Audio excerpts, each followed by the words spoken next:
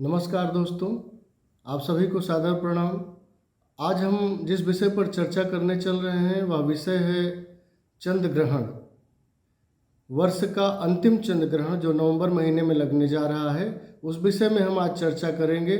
और चंद्र ग्रहण क्या है, चंद्र ग्रहण कैसे होता है, किन परिस्थितियों को हम चंद्र ग्रहण करते हैं, चंद्र ग्रहण का वास्तविक समय क्या है, कब से कब तक चंद्र ग्रहण भारत में रहेगा या अन्य देशों में कब से कब चंद्र ग्रहण रह रहा है, उस पर हम विशेष चर्चा करेंगे। साथ ही जो सूतक काल है, चंद्र ग्रहण का सूतक काल कब से कब तक प्रारंभ हो रहा है और कब सूतक काल का अंत होगा, और उसके साथ ही साथ हमें चंद्र ग्रहण के समय क्या करना चाहिए, क्या नहीं करना चाहिए, सारी जानकारियाँ आपको मैं देने वाला हूँ। और विशेष करके वे गर्भवती माताएं जो यह जानना चाहती हैं कि चंद्र ग्रहण के समय हमें कैसे रहना है, क्या क्या करना है, क्या नहीं करना है, ऐसी माताओं के लिए भी हम विशेष चर्चा करने जा रहे हैं। जो गर्भवती माताएं हैं, उन गर्भवती माताओं के लिए भी हम आज इस वीडियो में विशेष रूप से चर्चा करेंगे कि ग्रहण काल में उनको क्या करना चाहिए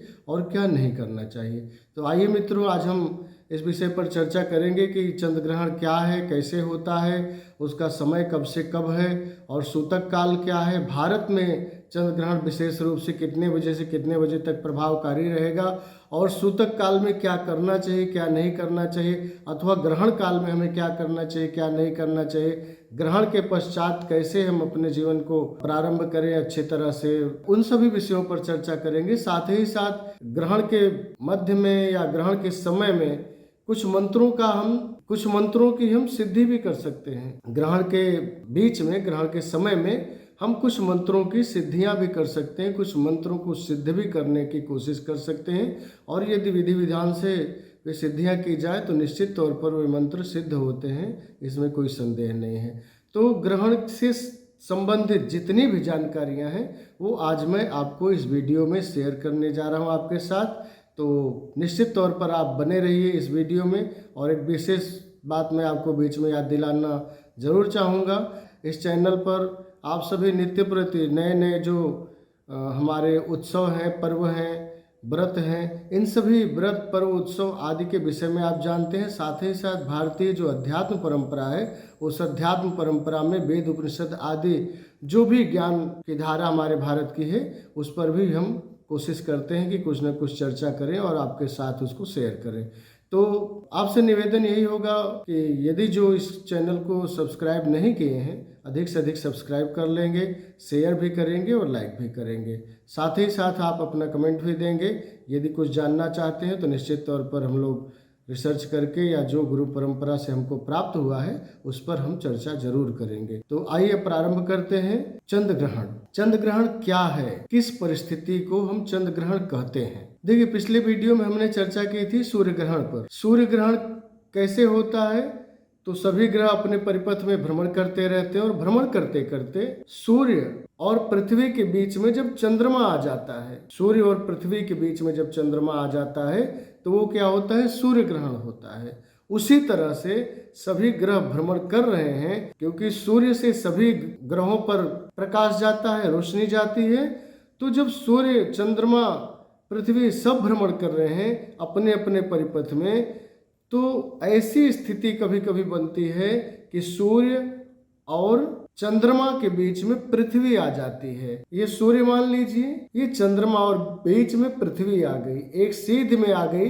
तो जब सूर्य का प्रकाश पृथ्वी पर तो पड़ रहा है सीधे, लेकिन चंद्रमा पर सूर्य का प्रकाश नहीं पड़ रहा है। इसी स्थिति को, इसी भौगोलिक स्थिति को या इसी खगोलीय स्थिति को हम क्या कहते हैं, चंद्र ग्रहण कहते हैं। सूर्य, पृथ्वी, चंद्रमा, सूर्य और चंद्रमा के बीच में ये पृथ्वी आ गई, इसलिए हम इसको क्या कहते हैं, चंद्र ग्रहण कहते हैं। उसी तरह जैसा कि सूर्य ग्रहण में हमने चर्चा किया था, ये सूर्य है, ये पृथ्वी है और बीच में कौन आ गया, चंद्रमा।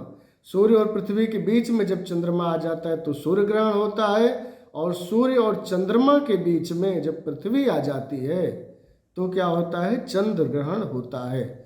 और विशेष करके आपको बता दूं, सूर्य ग्रहण और चंद्र ग्रहण कब होता है ये जान ले। देखिए, कभी भी सूर्य ग्रहण अमावस्या पर ही होता है। अमावस्या तिथि, जैसे अभी कार्तिक महीना चल रहा है तो कार्तिक मास की अमावस्या पर, अमावस्या तिथि पर सूर्य ग्रहण हुआ। अभी पिछला जो सूर्य ग्रहण हम लोग अभी हाल फिलहाल में देखे हैं 25 अक्टूबर को, वो कब हुआ था? कार्तिक मास की अमावस्या तिथि पर। और प्रायः ये निश्चित है कि जब भी सूर्य ग्रहण होगा, कब होगा? अमावस्या तिथि पर ही होगा, इसको नोट कर लीजिए। उसी तरह से जब चंद्र ग्रहण होता है तो चंद्र ग्रहण कब होता है? पूर्णिमा तिथि पर। पूर्णिमा तिथि पर चंद्र ग्रहण होता है और पूर्णिमा तिथि पर ही समुद्र में ज्वार भाटा इत्यादि आते हैं, क्योंकि चंद्रमा का समुद्र से भी बहुत गहरा नाता है। उसी तरह चंद्रमा का हमारे मन से भी गहरा नाता है। चंद्रमा मनसो जातश् चक्षु सूर्यो अजायत, वेद कहता है कि चंद्रमा क्या है? हमारे मन का कारण है। चिंतन, मनन, ये सब चंद्रमा की शक्ति से ही हमारे अंदर प्रभावी होते हैं। इसलिए चंद्रमा को क्या कहा गया? मन का कारण बताया गया है। तो जब भी चंद्र ग्रहण हो तो हमें प्रसन्न रहना है, नकारात्मक शक्तियों से बचने की कोशिश करना है, नकारात्मक चिंतन से बचने की कोशिश करनी है, विशेष करके चंद्र ग्रहण में। और सूर्य क्या है? आत्मकारक है, आत्मा को बलिष्ठ बनाता है और सूर्य के प्रभावी होने से हम नेतृत्व की भावना जागृत करते हैं और सूर्य हमारा मजबूत होता है तो निश्चित तौर पर हमारे सारे कार्य सफल होते हैं। इसलिए जब भी सूर्य ग्रहण हो तो हमें ग्रहण काल से बचने की कोशिश करनी चाहिए और जो भी विधि निषेध बताया जाए वो करना चाहिए। उसी तरह से जब चंद्र ग्रहण हो तो चंद्र ग्रहण में भी क्या विधि है, क्या निषेध है, ये जानना हमारे लिए बहुत ज़रूरी होता है। क्योंकि अगर हम सही से नहीं चला पाते हैं ग्रहण काल में अपने जीवन को तो कुछ न कुछ अनिष्ट हो सकता है, हमारे आँखों की रोशनी जा सकती है, हमारे जीवन में कुछ न कुछ रोग आ सकते हैं, हमारे जीवन में कुछ न कुछ अप्रिय घटना हो सकती है। इसलिए जब भी चंद्र ग्रहण या सूर्य ग्रहण हो उस ग्रहण काल को समझना जरूरी है और वो ग्रहण काल कहाँ कहाँ प्रभावी है उसको भी जानना जरूरी है। मान लीजिए कि ग्रहण भारत में दृष्ट नहीं हो रहा है, किसी दूसरे देश में दृष्ट हो रहा है, तब भारत के लोगों को घबराने की जरूरत नहीं है क्योंकि दूसरे देश में हो रहा है। लेकिन जब भारत में प्रभावी हो रहा है तो भारत के लोगों को सजग रहने की जरूरत है। जैसा कि पिछला चंद्र ग्रहण जो 16 मई को हुआ था वो भारत में प्रभावकारी नहीं था, इसलिए उसमें ज़्यादा हमें सतर्क रहने की जरूरत नहीं थी। लेकिन अभी जो चंद्र ग्रहण लगने वाला है 8 नवंबर को, वो भारत में भी प्रभावकारी रहने वाला है। भारत में भी उसको पूर्वी क्षितिज पर विशेष रूप से देखा जाएगा और वस्तुतः भारत के सभी स्थानों में थोड़े ही समय के लिए, लेकिन चंद्र ग्रहण पूरे भारत में लगेगा। भारत के अगल बगल जो पाकिस्तान, अफगानिस्तान इत्यादि देश हैं उन देशों में भी चंद्र ग्रहण लगेगा और भारत के लोगों को विशेष सतर्क रहने की जरूरत है। इसलिए हम अब चर्चा करते हैं कि चंद्र ग्रहण का समय क्या है। हमने चर्चा कर लिया कि चंद्र ग्रहण क्या है, इससे क्या प्रभाव या दुष्प्रभाव हो सकते हैं। अब ये जानना जरूरी है कि चंद्र ग्रहण कब और कितने बजे से कितने बजे तक लग रहा है। तो तिथि आप लोग नोट कर लीजिए। 8 नवंबर को पूर्णिमा तिथि, कार्तिक मास की पूर्णिमा तिथि, या उसे हम देव दीपावली के नाम से भी जानते हैं। काशी में विशेष रूप से उस दिन देव दीपावली मनाई जाती है, उत्सव मनाया जाता है। जैसे हम दीपावली के दिन अपने घरों को सजाते हैं वैसे ही देव दीपावली के दिन लोग अपने घरों को भी सजाते हैं दीपक से और गंगा मैया के किनारे जा कर के दीपक भी जलाते हैं।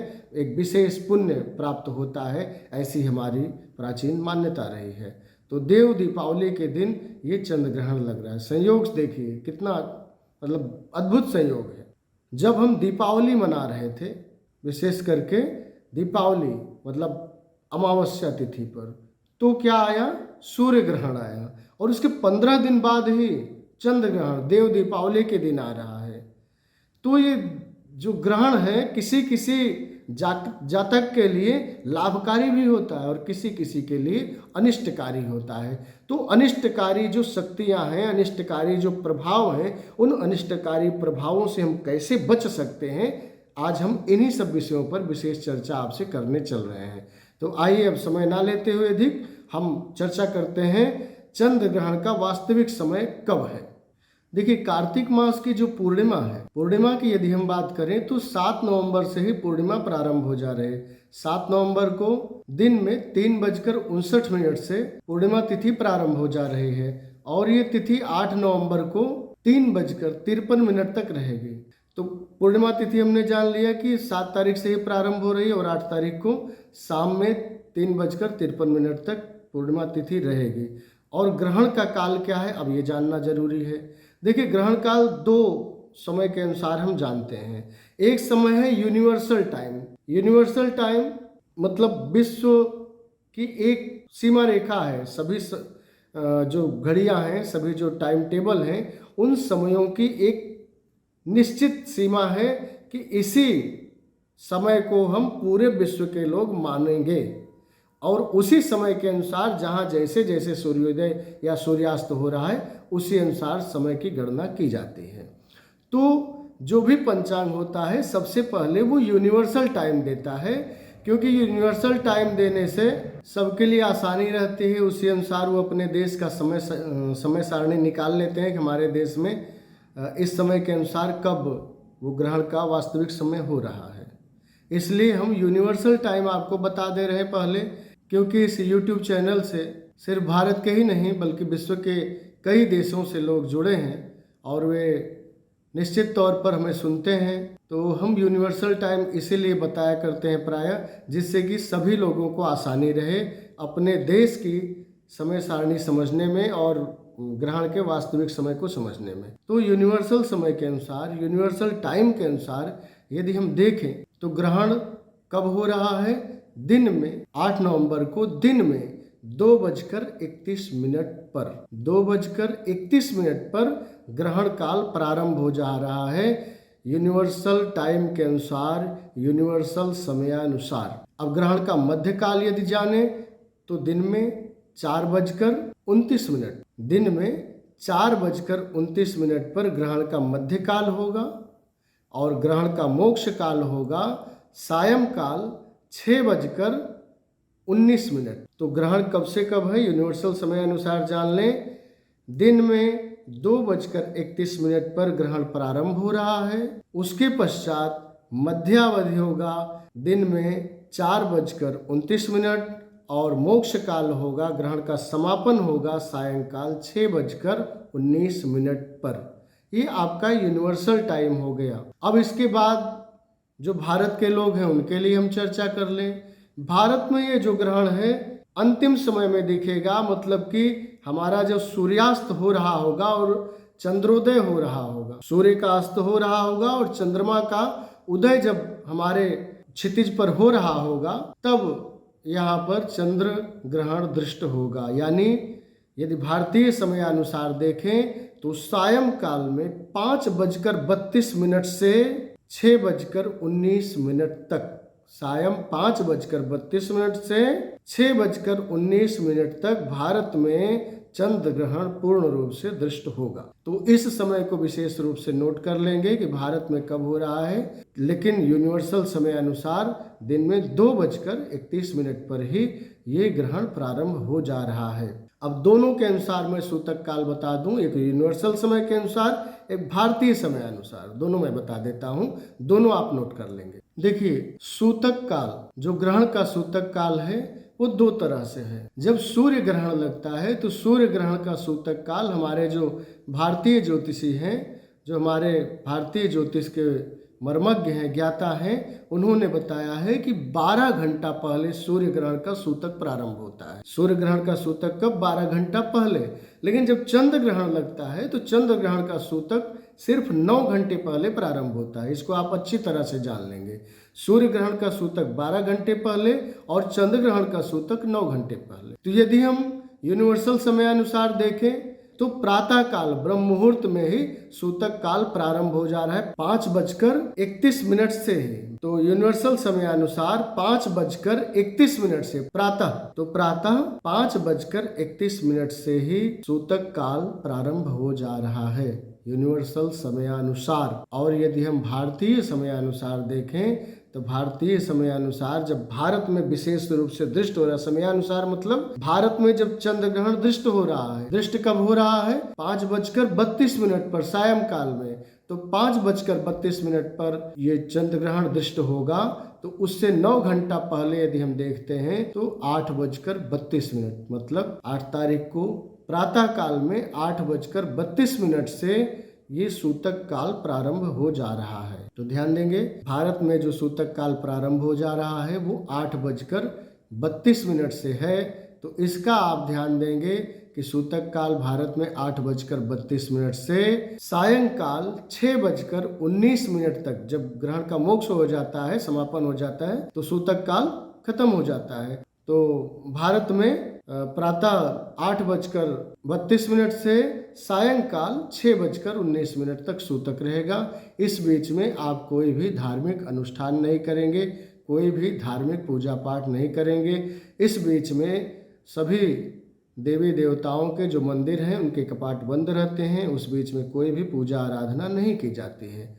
अब वो पूजा आराधना ना करने का मतलब किसी देव विग्रह का पूजन नहीं करना है, लेकिन आप किसी मंत्र का जप कर सकते हैं, मौन जप कर सकते हैं, इसमें कोई मनाही नहीं है। आप किसी धार्मिक सदग्रंथ को पढ़ सकते हैं, इसमें कोई मनाही नहीं है। आप धार्मिक सदग्रंथ को पढ़िए, आप मंत्रों का जप करिए। मंत्रों की सिद्धि भी विशेष करके ग्रहण काल में की जाती है। जो मंत्र आप सिद्ध करना चाहते हैं, विधि विधान से बैठ करके, आचमन इत्यादि करके, संकल्प ले करके आप किसी एक मंत्र का जप करिए पूर्ण ग्रहण काल में, तो वो मंत्र आपका सिद्ध हो जाएगा, इसमें कोई संदेह नहीं है। तो समय आपने जान लिया कि भारत में जो सूर्य ग्रहण है वो सायंकाल 5:32 से 6:19 तक विशेष रूप से प्रभावी रहेगा। इस विशेष समय में आपको आकाश की तरफ खुले आँख से नहीं देखना है।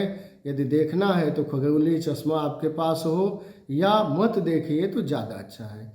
खुली आँख से देखते हैं जब भी ग्रहण काल होता है। मैंने सूर्य ग्रहण के समय में भी चर्चा की थी। ग्रहण काल में बहुत सारे विकिरण जो ग्रहों से होते हैं वो निकलते हैं, और वो विकिरण हमारे आँखों में आकर आँखों को प्रभावित करते हैं। आँखों की रोशनी जाने का भय रहता है, या उनसे अनेकों तरह के रोगाणु भी निकलते हैं जो हमारी आँखों में आ सकते हैं। इसीलिए जो भोजन ग्रहण काल में हम नहीं करने की परंपरा वो यही है, क्योंकि ग्रहण काल में कैसा विकिरण आ जाए कोई कह नहीं सकता है। तो इसीलिए ग्रहण काल में भोजन इत्यादि भी नहीं किया जाता है।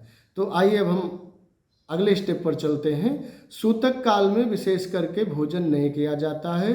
तो आप ये जान लें कि प्रातः 8:32 से सायंकाल 6:19 तक आप भोजन इत्यादि नहीं करेंगे। यदि भोजन करते हैं विशेष परिस्थिति में, तो आप अपने भोजन में तुलसी पत्र इत्यादि डाल लेंगे, या कुछ रख लेंगे अपने भोजन के थाल के नीचे, या भोजन का जो थाल होगा या भोजन का जो पात्र होगा उसमें आप गाय का गोबर जरूर लेप कर लीजिएगा, लगा लीजिएगा।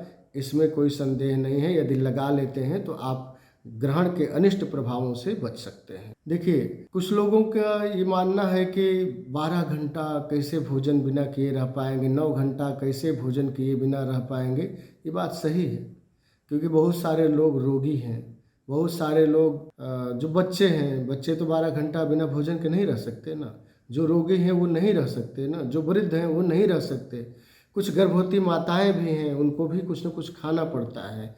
तो ऐसी विषम परिस्थिति में उनके लिए ये छूट है। और छूट मतलब ऐसे नहीं कि वो खा ले कभी भी। छूट का मतलब इतना है कि वो जो मैंने बताया कि तुलसी दल डाल करके भोजन में या जल में तब उसको पीना है, खाना है, या विशेष रूप से उसके पात्र के नीचे, आपके भोजन के पात्र के नीचे कुश रख दीजिए, या उसमें गाय के गोमय गोबर का आप लेप कर दीजिए, तब आप भोजन करिए। और सूतक काल से ही ये क्रिया आपको प्रारंभ करनी है। लेकिन जो नहीं रह पाते हैं सूतक काल में, यदि खा भी लेते हैं इस तरह से कुछ लेप करके, गाय का गोबर उसमें लगा करके आपके पात्र में, या उसमें भोजन में तुलसी पत्र डाल करके कुछ लगा करके आप ले रहे हैं भोजन को, तो सूतक काल में ये सब विधि आप करिए।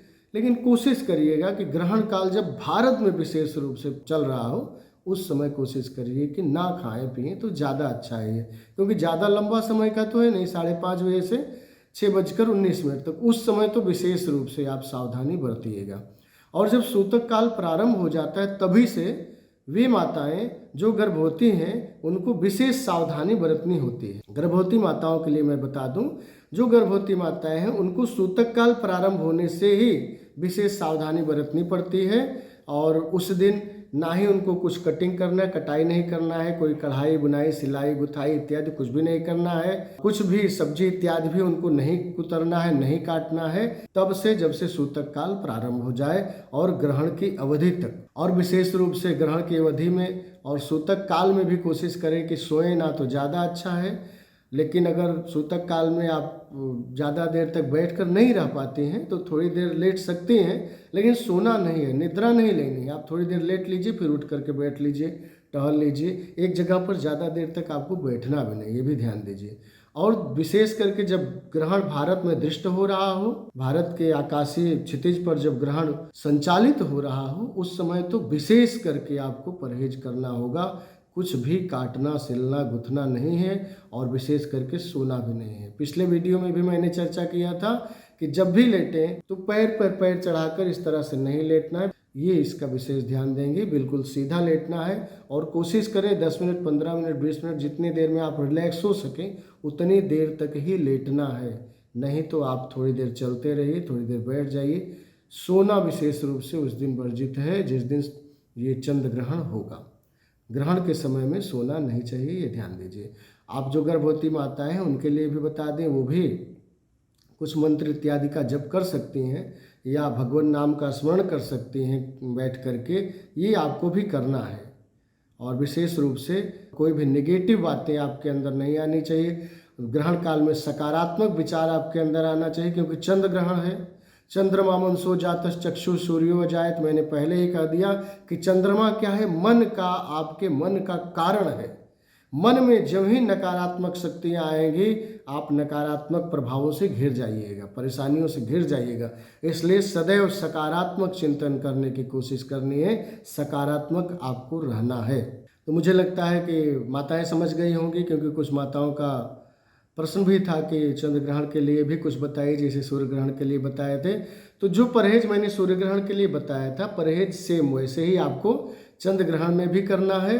और ग्रहण के समय में आपको कोई भी कटिंग इत्यादि नहीं करना, कोई सिलाई गुथाई कढ़ाई बुनाई इत्यादि नहीं करना है, इसका ध्यान देंगी। और सोना नहीं है, ये ध्यान देंगी। हाँ, मैंने पिछले वीडियो में भी कहा था, यदि कुछ खाने की इच्छा हो, कुछ पीने की इच्छा हो, तो आप अपने भोजन के पात्र में गाय का गोबर लगा दीजिएगा, तब भोजन करिएगा, या तो उसमें तुलसी दल डाल लीजिएगा तब भोजन करिएगा। कुछ पीजिएगा, अगर पानी भी पीते हैं तुलसी दल डाल करके, या दुर्वा अपने पास रख लीजिए, थोड़ा सा दूब घास उसको भी डाल करके आप पानी पी सकते हैं, इसमें संदेह नहीं है। ये विशेष करके ध्यान देना। और दूसरी बात मैंने पिछले वीडियो में भी चर्चा की थी कि आपको अपने नाभि प्रदेश पर क्या करना है कि गाय के गोबर का लेपन कर लेना है।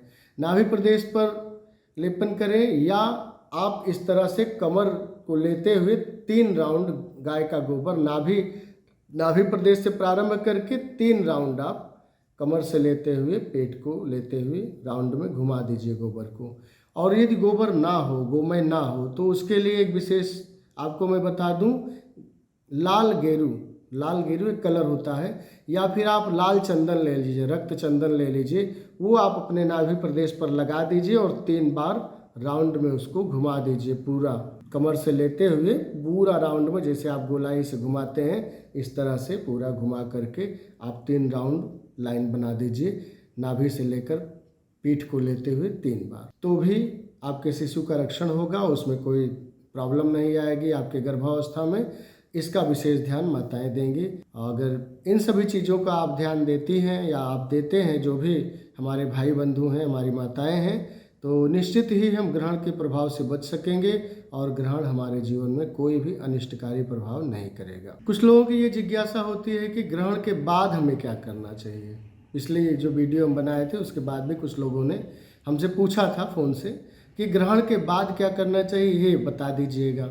तो देखिए, ग्रहण जब समाप्त हो जाए, उसका समापन हो जाए, तो आपको स्नान करना है। ग्रहण प्रारंभ होने से पहले, सूतक प्रारंभ होने से पहले भी आपको स्नान कर लेना चाहिए, और ग्रहण संपन्न हो रहा हो उसके बाद भी आपको स्नान कर लेना चाहिए। स्नान यदि आपके पास में कोई नदी है, कोई पवित्र नदी है, आप वहाँ भी स्नान कर सकते हैं। चूँकि इस ग्रहण का समापन रात्रि में हो रहा है तो नदियों के पास जा पाने में, स्नान करने में असुविधा हो सकती है, तो आप अपने घर में ही शुद्ध जल लेकर के स्नान कर लीजिए। जल में थोड़ा तुलसी दल जरूर डाल दीजिएगा, उसके पश्चात आप स्नान करिएगा। तो स्नान के बाद दान करना चाहिए। ग्रहण काल का जब सूतक खत्म हो रहा हो और जब ग्रहण की अवधि खत्म हो रही हो, स्नान करने के बाद दान करना चाहिए। और दान किनको करना चाहिए? जो जरूरतमंद हो, जिनको किसी चीज की जरूरत है, आप उनको दान करिए तो ज्यादा लाभकारी होगा। या आपके आसपास कोई विप्र है, ब्राह्मण है, उनको भी आप दान कर सकते हैं। तो जो भी उपयुक्त हो, जो भी आपको लगता है कि ये व्यक्ति जरूरतमंद है, उसको आप भोजन करा दीजिए, उनको वस्त्र दे दीजिए। दान का मतलब सिर्फ पैसा नहीं होता। दान का मतलब किसी भी व्यक्ति के जरूरत को पूरा करने की कोशिश आप कर रहे हैं। आप उस व्यक्ति को, सामने वाले व्यक्ति को संतुष्ट कर रहे हैं अपने किए गए कर्मों के द्वारा। तो आप यह आकलन कर लें कि सामने वाले व्यक्ति को जरूरत, अगर किसी को वस्त्र की जरूरत है, ठंड आ रही है, ठंड का सीजन बढ़ रहा है धीरे धीरे, तो किसी को जरूरत है, कोई गरीब व्यक्ति है, उसके पास कंबल नहीं, आपने कंबल दे दिया। किसी के पास स्वेटर नहीं है, आपने स्वेटर दे दिया। किसी के पास शॉल नहीं, आपने शॉल दे दिया।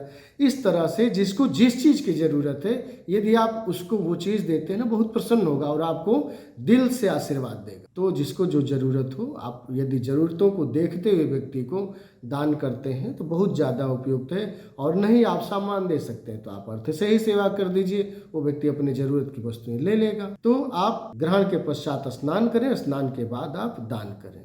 ये आपको करना है। जिन लोगों ने पूछा था कि ग्रहण के बाद क्या करना है, उनके लिए मैंने आपको बता दिया है।